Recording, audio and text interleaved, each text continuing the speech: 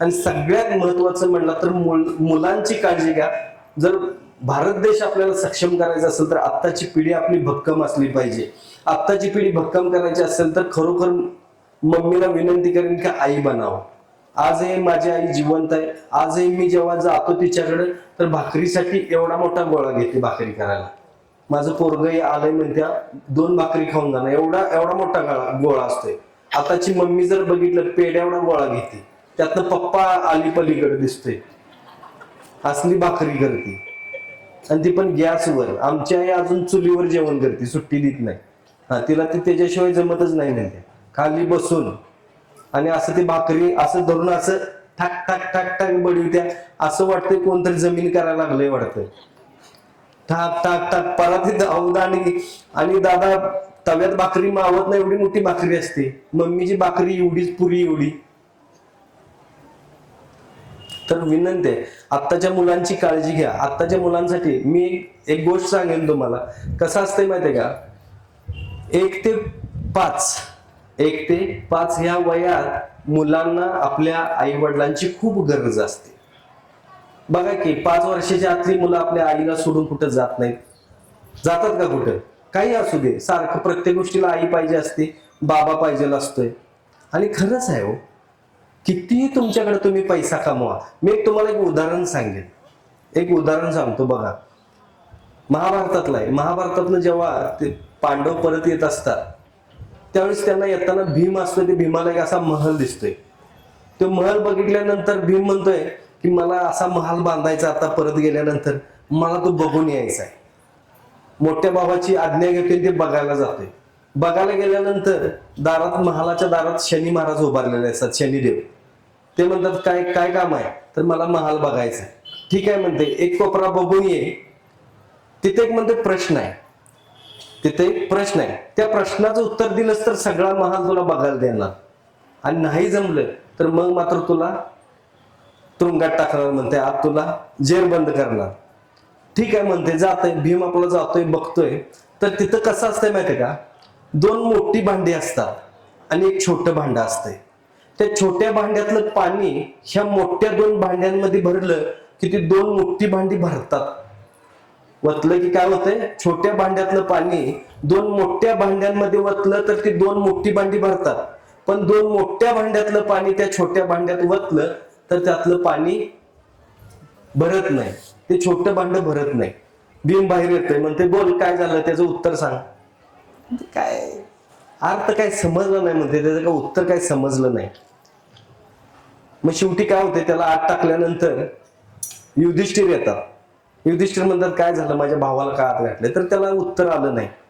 ते म्हणतोय मी देतो, ये जा बघून. तर तो पण बघतोय, छोटं भांड आहे ते मोठ्या भांड्याशी भरू शकते, पण मोठं भांड आहे 2, ते एक छोटं भांड भरू शकत नाही.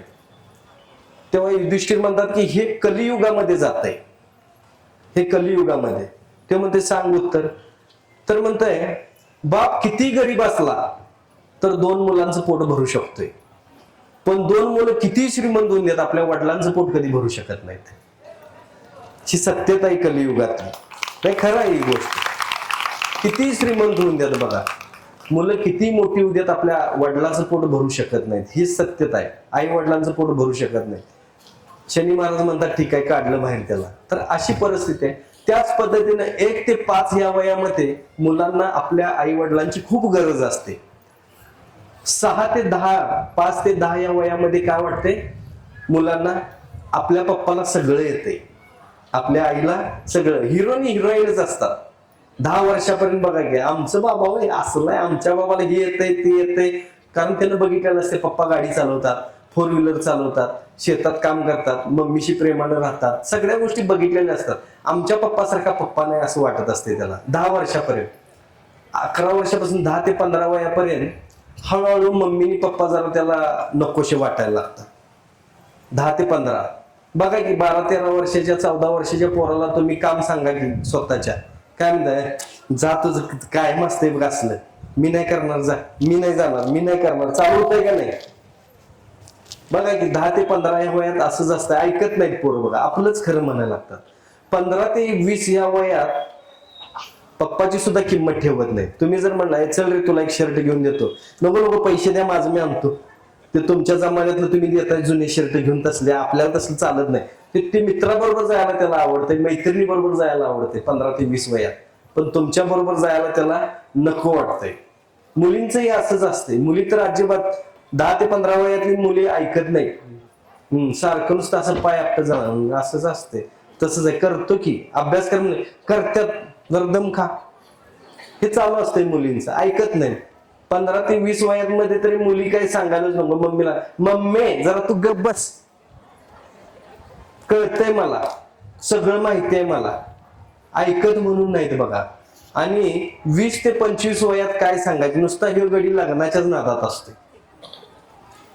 कोण बघायची, कशी बघायची, काय करायची, काय लग्नाला खर्च घालायची ताकद नसते, ते आई वडिलांनीच घालायला लागतं हे त्यालाही माहिती असते, तरी सुद्धा ह्याचं वेगळंच चाललेलं असतंय.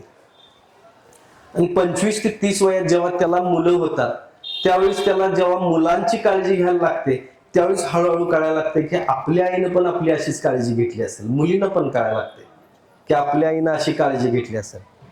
आणि 30 ते 35 वयामध्ये हळूहळू मग ते मुलं जशी मोठी होतात, त्यांचं सुद्धा ते मुलांचं जसे होते, त्यावेळेस आम्ही पण आमच्या पप्पाला हिरो समजत होतो नाही, आम्ही पण आमच्या आईला असं करत होतो, आमची आई आमच्यासाठी अशी करायची. आणि 35 ते 40 वयामध्ये कळायला लागतंय, कारण त्यांची 15 वयात आलेली असतात, त्यांची ऐकायची बंद झालेली असतात, त्यांची मुलं ऐकायची बंद झालेली असतात.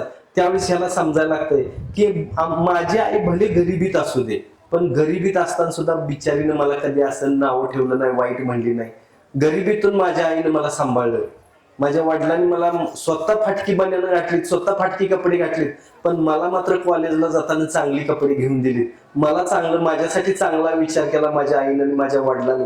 म्हणून 35 ते 40 वयात कळायला लागतंय त्या मुलांना. आणि 40 ते 50 वयात समजतंय की आई वडीलच बरोबर होते, ते जे तेव्हा रागवत होते, मारत होते, काय देत नव्हते आणि आपली चुकीचा हट्ट करत होते, 40 ते 50 वयात त्याला कळायला लागतंय.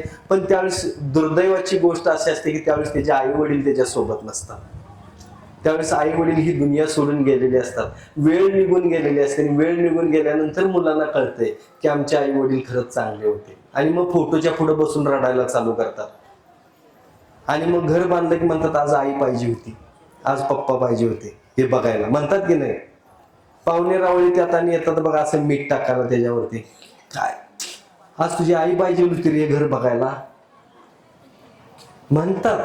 आणि आपण रडत बसतो. लक्षात घ्या, तर हे आयुष्य प्रत्येकाच्या बाबतीत असंच घडतंय.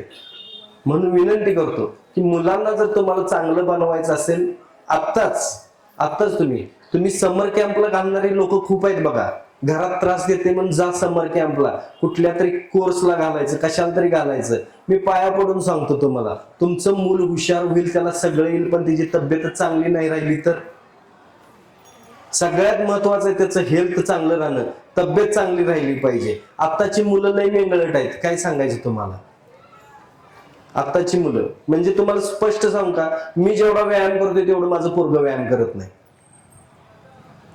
मी आजही व्यायाम करतो. माझ्या वयाकडे आणि माझ्या दिसण्याकडे जाऊ नका. केस सुद्धा ओरिजिनल आहेत. बरेच लोक मला म्हणतात मी कोणाकडे लक्ष देत नाही. कोणाला काय म्हणायचं ते म्हणले. शेवटी शीताला पण नावं ठेवले लोकांनी, आहे ना. तिथं माझं काय आणि कुणाचं काय, डुप्लिकेट आहे म्हणा, डुप्लिकेट तर डुप्लिकेट, काय म्हणायचं ते म्हणून द्या. माझं मला माहिती असलं म्हणजे बास आहे कशा आहेत ते, बरोबर आहे ना. शेवटी कसं असतंय, द्राक्ष आंबट लागतं तो हाताला नाही आलं तर. आणि टकली माणसंच लय मला सांगतात तुमचे ओरिजिनल आहेत का हो. हे महिलांच्या मध्ये एक लय असते बघा. पुण्यात एक बाई आल्या होत्या, मला म्हणलं तुमच्या केसातच हात घालून बघायचं.